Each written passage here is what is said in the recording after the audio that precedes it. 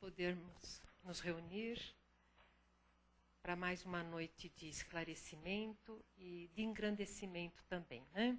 Mas primeiro eu vou passar os recadinhos, se bem que todas as pessoas que estão aqui não é a primeira vez que vêm, mas nós temos que sempre passar esse recado, que são sobre os nossos trabalhos todos os dias, nesse horário, né? Que agora nós estamos começando um pouquinho além das 8 horas, às 8h10. O trabalho social, né?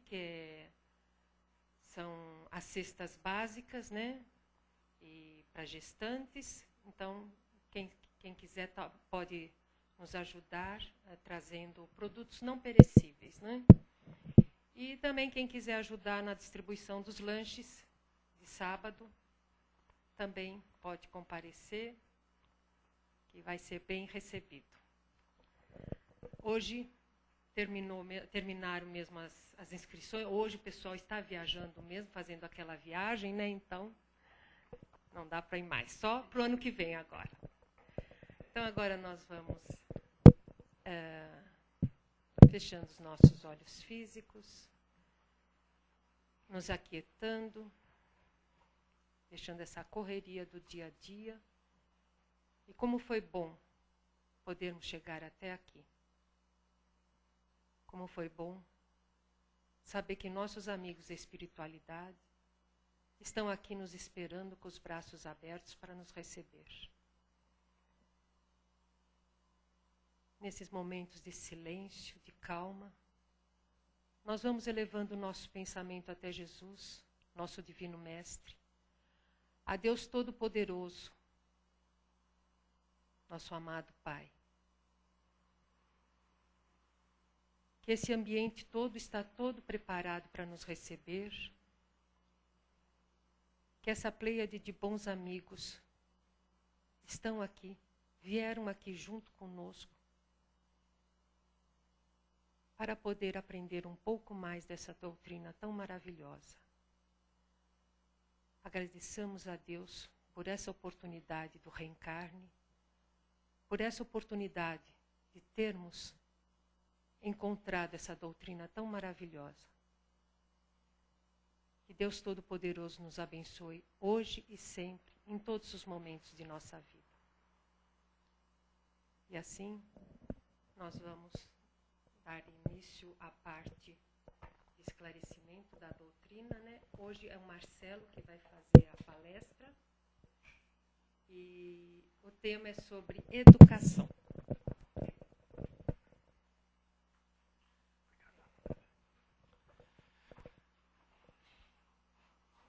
Boa noite. O tema a educação é um tema bastante pertinente para o momento que a sociedade passa e vive atualmente. Mas antes de falar propriamente do tema, eu quero falar um pouquinho do livro, que é o Pensamento e Vida, um livro que foi psicografado pelo Chico Xavier em 1958, inspirado pelo Emmanuel. Por que eu sempre falo desse livro? Pela simplicidade do livro, primeiro, e também por toda a bondade que ele foi inspirado. Conta o Emmanuel, no prefácio do livro, que um amigo de luz, um amigo de coração, como eles se relacionam, como eles se denominam, disse a ele se não havia na espiritualidade um livro que pudesse ser adaptado e enviado para a Terra. Aí o Emmanuel falou, nós não temos aqui um livro para adaptar e enviar para a Terra. Mas nós temos uma cartilha falada. Essa cartilha falada, ela é apresentada a todos os espíritos quando estão em preparação para reencarnar na Terra. Então essa cartilha falada é o livro Pensamento e Vida. E isso, se for para mim, digam que eu não estou.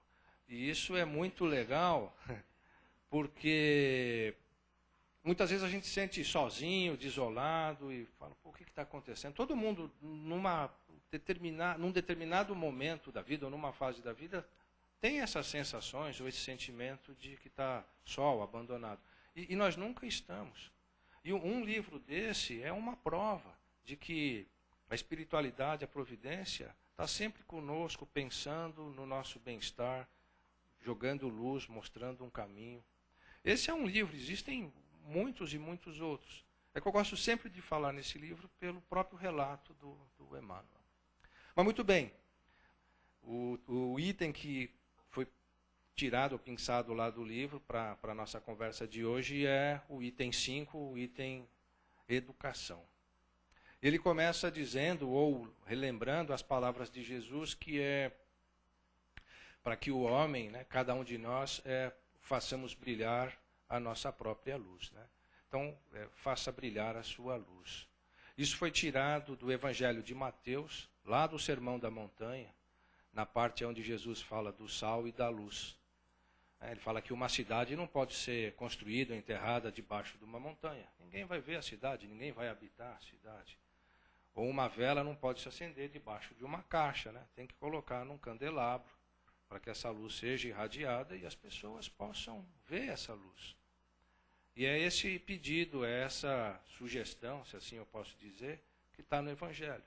Para que cada um de nós, a seu tempo, a sua hora, faça valer e brilhar a sua própria luz.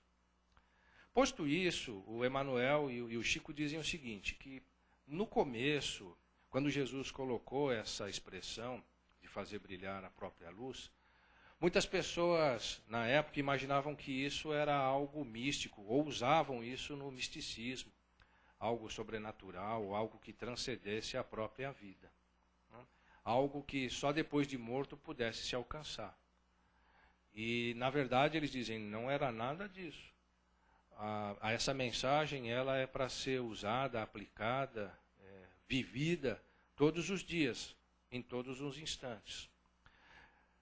Essa luz que a gente necessita acender ou fazer brilhar é o nosso ser, é exteriorizar o nosso ser. E para que isso aconteça de uma forma correta e de uma forma útil, existe um forte trabalho a ser seguido.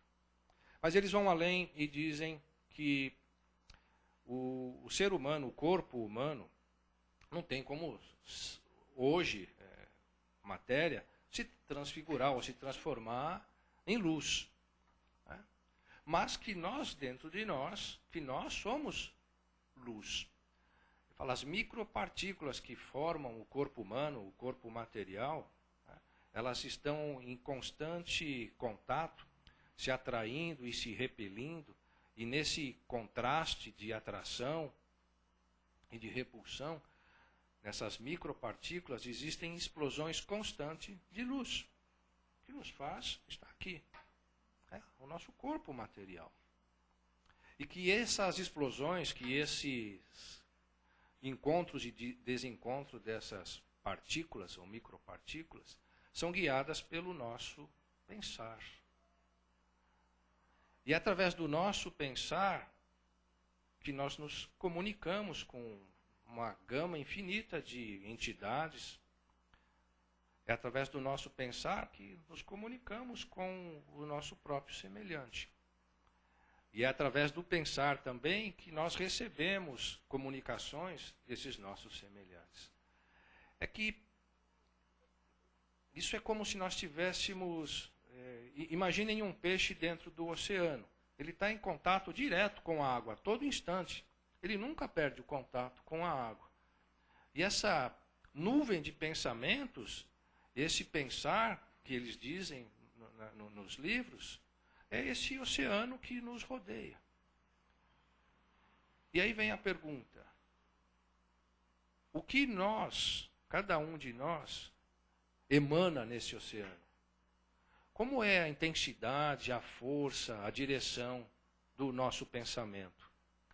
Como é que nós impregnamos esse oceano e o que nós tiramos desse oceano? Não tem como sair dele. Nós nascemos, vivemos, reencarnamos, espiritualmente estamos nele também. Então, como é a nossa relação com esse mar de pensamentos? E vamos mais além. Esses pensamentos são guiados pela nossa vontade. Então existe a vontade, existe o pensamento, e no final vai existir uma ação. um agir. Pode ser uma palavra falada, uma palavra escrita, pode ser um gesto. Vontade, pensamento e agir, a ação. E aonde entra a educação em tudo isso? Aonde está a educação que eles chamam no texto? Está em educar a nossa vontade. O Kardec fala várias vezes no Livro dos Espíritos que a educação que nós estamos comentando agora não é a educação dos livros, não é a educação intelectual, mas é a educação que forma o caráter do homem, que dá bons hábitos ao homem. E ele fecha isso dizendo que a educação nada mais é do que um conjunto de hábitos adquiridos.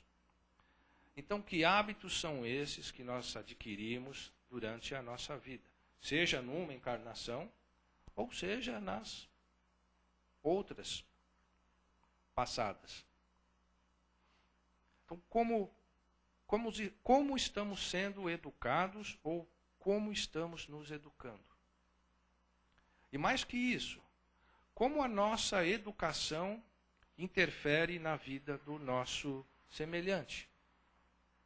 Das pessoas que estão próximas de nós, seja na nossa casa, na escola, no trabalho ou no nosso dia a dia, no nosso caminhar. Como que a nossa educação interfere nisso? Como que os nossos hábitos interferem nisso? Se a gente olhar, ele diz isso também, se a gente olhar a quantidade de pessoas que são jogadas na sociedade, vão ingressando na sociedade, basicamente guiadas por instinto, sem nenhuma direção, grossa no sentimento, nenhum tipo de afinidade. É de se estranhar que a gente tenha tantos problemas sociais como nós temos hoje. Não, é um puro reflexo. É um puro reflexo. Então nós, espíritas, temos, eu diria, uma muito pequena, ligeira vantagem, que são os evangelhos. Eu digo pequena vantagem, porque muitas vezes nós temos isso, mas não usamos. Como que a gente se educa, espiritualmente ou moralmente? Alimentando bem o nosso pensar. Então, o Evangelho, ou as Escrituras, os livros, bons livros, tem muito conhecimento. Se a gente souber trabalhar com isso, absorver isso, é um caminho. Ele diz mais que a nossa educação, ou educar, é fazer germinar as virtudes e reprimir totalmente os nossos vícios. Numa escola é impossível trabalhar de uma forma completa a parte moral do jovem ou do aluno. Isso é feito dentro de casa, é na família, é na célula que a moral ela é estabelecida. De que forma? Através de exemplos. Como que vocês imaginam, hoje nós terceirizamos muito a educação intelectual dos jovens. A vida social hoje, o alto nível de competitividade, exige, de uma certa forma, que tanto a mamãe quanto o papai trabalhem. E os pequeninos ficam para uma creche, ou se há a possibilidade de uma escola em período integral, enfim. Mas existe uma distância muito grande hoje entre o jovem, o pequeno, e os pais. Se vêm normalmente no final de semana, ou quando podem ainda durante a noite, mas é um relacionamento muito sutil, com pouca intensidade. E quando há essa intensidade, o pai e a mãe tentam compensar todo o tempo que não tiveram junto com mimos. E o que vai acontecer? Ninguém sabe. Ninguém sabe. Eu me lembro que na minha época de jovem, a boa escola era a escola da prefeitura, a escola estadual, a escola municipal, a escola estadual. e que nós dizíamos que os maus educados, eles iam para a escola particular, porque não tinha lugar para eles ali. Eles não conseguiam conviver ali. A escola era severa demais, rigorosa demais, exigia demais. Então não dá, esses caras tinham que sair, e aí os pais tinham que arrumar um jeito dele para uma escola particular. Né? Era assim que falava. Fulano estudou na escola particular. Isso daí não é boa coisa. Hoje inverteu. Né?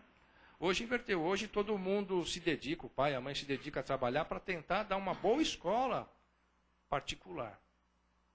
Então essa inversão de valores, de uma certa forma, porque antes era um ensino público gratuito, com alto nível. Essa perda, isso lesa um pouco ou muito a sociedade. Somado a essa distância que os pais têm dos filhos, acaba tangindo já a temeridade. Então, qual a sociedade do futuro? Nós realmente não sabemos. Mas nós espíritas temos o trabalho, a obrigação, a responsabilidade de dar exemplos. Então é através dos nossos exemplos, através das nossas atitudes, é que vamos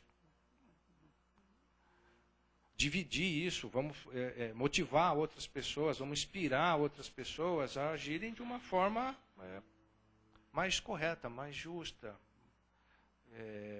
mais sensata até, eu diria.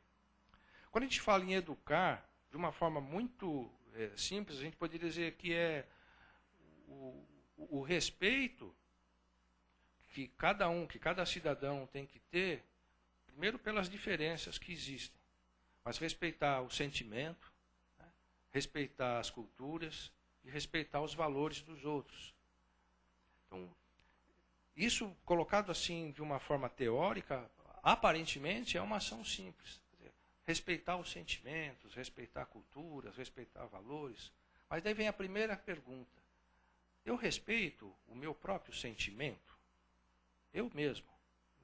Vou até esquecer quem está do meu lado. Eu respeito os meus sentimentos? Eu valorizo, realmente eu respeito aquilo que eu tenho? Eu valorizo as coisas que eu tenho? Eu falo bem do meu trabalho, eu falo bem da minha família, eu falo bem dos meus amigos, eu falo bem do centro, eu valorizo isso, de verdade.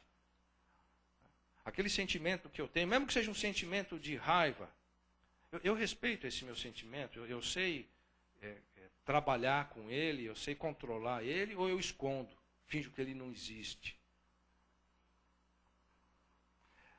Então, se a gente colocar isso e for expandindo isso, é uma tarefa grande que tem que ser realizada ainda. Então, quando a gente fala de educação, a primeira coisa é nós mesmos nos educarmos. Então, seria reeducação. Hoje, é uma palavra bem bacana que está na moda aí, que é o repaginar. Eu vou para a academia, vou me repaginar, vou fazer uma cirurgia, vou me repaginar, cortar o cabelo, pintar. Bacana. Vamos repaginar o espírito, então, pessoal? Vamos tentar repaginar o espírito, que é a tão pregada reforma íntima. Né? Vamos repaginar o espírito. Sem isso, é impossível se reeducar. Né? Não tem como. Nós temos as sucessivas reencarnações. Nascemos, progredimos, morremos e renascemos de novo. Para quê? Para se autoeducar. É uma grande tarefa. Sabe-se lá quanto tempo, quantas encarnações nós estamos aqui. E o quanto cada um de nós tem realmente dado um passo largo à frente. Então, essa palavra educação, ela é extremamente pesada quando olhada por nós espíritas. Porque ela é de uma responsabilidade bastante grande. Se a gente não se educar, como que eu vou exemplificar isso para os outros? Porque muitas vezes a gente fala assim, educar é ter uma boa universidade, ter um bom estudo. Isso é o lado intelectual, é importante, é importante.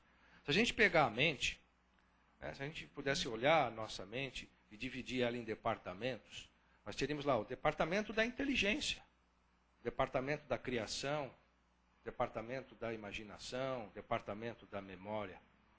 Só que administrando todos esses departamentos tem uma gerência, que é a gerência da vontade. Então é a minha vontade bem educada que vai dirigir a minha inteligência, que vai dirigir a minha criação, que vai guardar coisas boas na minha memória. Me acompanham nisso, pessoal? Então, quando a gente coloca isso no campo teórico, volto a dizer isso porque eles também escreveram isso e dizem isso, a coisa se torna de uma forma muito simples. Mas na hora de realizar a tarefa é grande. Por que isso? Por que a gente lembra disso? Porque uma expressão que todo mundo usa e é bem comum é, bom, nós precisamos amar uns aos outros. É verdade, mas antes a gente precisa ser gentil, a gente precisa ser educado. E nós não estamos sendo gentis nem educados. Quanto mais amar. É um segundo nível. É um segundo nível. Então, a educação, ela é o pilar central, que vai angariar aí todos os atributos, todas as virtudes, para dirigir a nossa vontade. Jesus já não dizia lá, glória a Deus nas alturas e paz na terra aos homens de boa vontade? A boa vontade é na questão de ser puro, de ser algo realmente elevado. Então, para se fazer brilhar essa luz interior, é uma grande tarefa. Isso não é só religioso ou espiritual. No começo do século XX, um sociólogo, filósofo e psicanalista alemão, chamado Heinrich Fromm, ele já dizia que a grande tarefa do homem é dar a luz a si mesmo para alcançar a plenitude. É um filósofo, sociólogo. E vou dizer mais a vocês, ele era judeu, então essa parte da espiritualidade estava bem um pouco distante do conceito dele. Um outro alemão, um pouco mais à frente, o Immanuel Kant, ele também escreve, de que a educação hoje, na época dele ele já dizia isso, a educação hoje não é suficiente para que o homem alcance os seus objetivos. É verdade que ele olhava isso no âmbito social. Mas se isso está no âmbito social, imaginem no âmbito espiritual, então. Então, essa busca da educação, de respeitar sentimentos, valores e culturas, é no nosso dia a dia. Aonde que a gente busca isso? Nós, espíritas, volto a dizer, são no Evangelho. No nosso estudo, na nossa dedicação, tentar ser útil com o nosso tempo. E essa é a grande tarefa. Para concluir, eles terminam o texto, ou eles fecham o texto dizendo que essa explosão de luz, esse acender, todos nós temos isso, e isso acontece na nossa vida, mas que isso tenha que ser com mais constância, com mais intensidade. Por quê? Muitas vezes nós nos acanhamos na realização de uma boa ação. E o contrário, às vezes, num gesto ou numa palavra mais forte, mais bruta, a gente se impõe de uma forma mais presente. Então, que essas coisas sejam invertidas. Né? Que as boas ações sejam feitas e repetidas constantemente, e que essa nossa explosão de ira seja controlada e até totalmente reprimida. Ok, pessoal? Obrigado aí a boa educação de vocês em terem paciência comigo. Quem quiser fazer alguma pergunta ou colocação?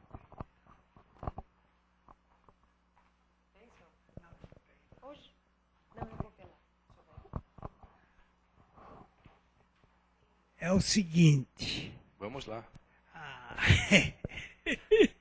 Não me aperta. olha, o Evangelho e tudo isso que você falou, até hoje não educou o homem, como você está falando, né? É verdade, é verdade. Não educou o homem.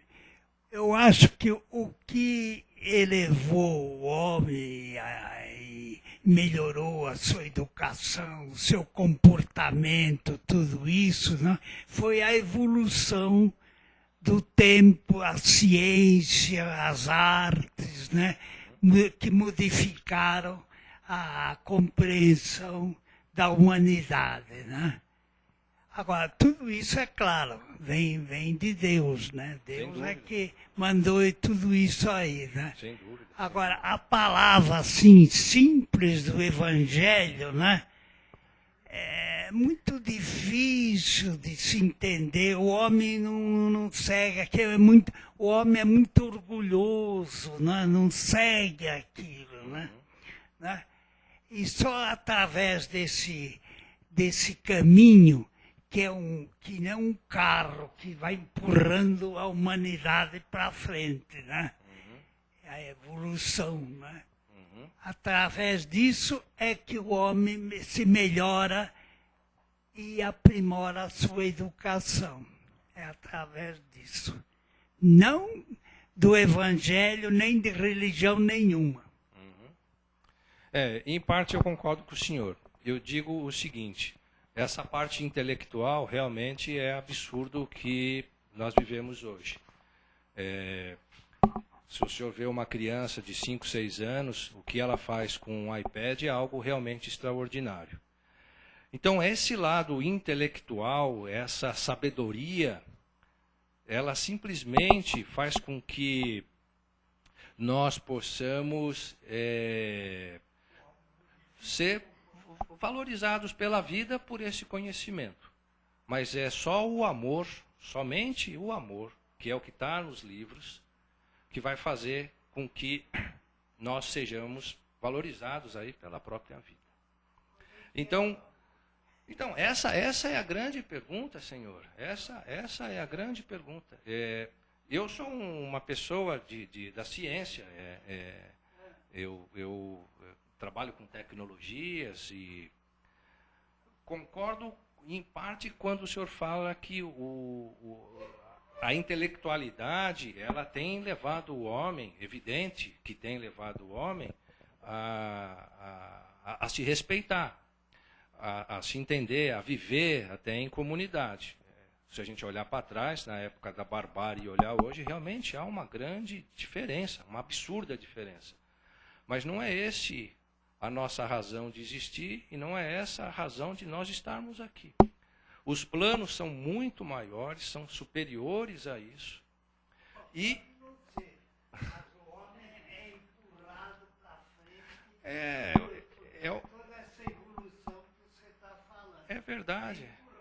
É empurrado pela nossa teimosia, né? Nós somos teimosos, né? Nós somos teimosos. Muito orgulhosos. Se a gente olhar 2000 anos atrás, o que foi dito há 2000 anos atrás é repetido hoje. Então, acho que nós não estamos aprendendo muita coisa, ou quase nada. Tem um ditado, Senhor, que diz assim, era um grupo de estudantes chineses com um mestre. E um dos chinesezinhos chegou, que era o gafanhoto, chegou ao mestre e disse, mestre, eu não aguento mais. O senhor já disse isso 10.000 vezes. Eu não aguento mais ouvir o senhor dizer isso. E ele disse ao jovem, ao gafanhoto, calma, gafanhoto. Para você, eu disse 10.000 vezes. Mas, na verdade, eu já disse isso 100.000 vezes. Você demorou 90.000 vezes para ouvir. Só que os seus colegas que estão aí, apesar de eu já ter dito isso 100.000 vezes, ainda não me ouviram. Então, tenha calma, que tudo no seu tempo, tudo na sua hora. Então, a parte intelectual, tudo bem, mas a parte moral é a principal. Não, essa conquista só o tempo que vai conseguir. Sem dúvida. Por isso tem a dúvida. dor, por isso tem o sofrimento, por isso tem essas desgraças todas que nós vemos no mundo. Sem dúvida. O homem vai ser lapidado através dos tempos. Essa encarnação nossa, nós estamos muito mais perto da partida do que da chegada. Sem claro, dúvida, não é? sem dúvida. Então, nós vamos aprender. Essa educação moral. Essa é interior, essa é conquista. É. O Emmanuel, Francisco de Assis, os grandes iluminados, Sem dúvida. passaram sem dúvida. milhões e milhões de encarnações Sem dúvida. adquirindo isso. Quem sabe nós estamos no mesmo caminho. Vai chegar a Só nossa que eles vez. estão muito mais altos que nós. Vale do nosso né? esforço, né, Sim, Jurandir? tantos planetas, tantos sistemas solares, tantos mundos maravilhosos por aí que os espíritos superiores contam. Sem dúvida. Assim, coisinha muito pequena, né? É. A gente sabe que tem coisa muito maior, mas não conseguimos sair nem desse atoleiro ainda. Não. Como é que nós vamos ver? Igual fala, não sei qual foi o filósofo que disse que o homem sabe pintar muito bem o inferno, porque É ele já verdade. passou por ele. É Mas o verdade. céu não. É verdade. Os grandes pintores, É verdade. né? Leonardo da Vinci, quanta inspiração esses espíritos são levados a ver coisas maravilhosas e a nós não é dado. Nesse sentido, se você olhar a obra do Dante Alighieri, ela é totalmente exaltada pela parte que ele fala do inferno. A parte que ele retrata o céu é pouco lembrada ou dita pelas pessoas. E nós estamos no mesmo fluido Sem universal. dúvida, sem dúvida. Eles estão como nós. Só que nós não captamos nada, nós somos Não, cegos. totalmente. Nós temos 5 sentidos, mas não vemos nada, nada. nós não sentimos nada. Eles não. Igual os grandes músicos, eles têm uma adiantados. audição refinada. Então, para nós só coisas grosseiras. Eles não, eles sabem tirar a harmonia do universo que nós não sabemos. É verdade. Por isso que chega até nós, às vezes, aquelas grandes obras que a gente fica de joelhos até. Porque E a não gente compreende, fala, né? nossa, que coisa De maravilhosa. onde vem isso? É verdade. Mais alguém? Vamos chegar lá. Vamos se esforçar, né? Ninguém. Marcelo. Obrigado. Bom feriado para vocês. Para quem for viajar, uma ótima viagem.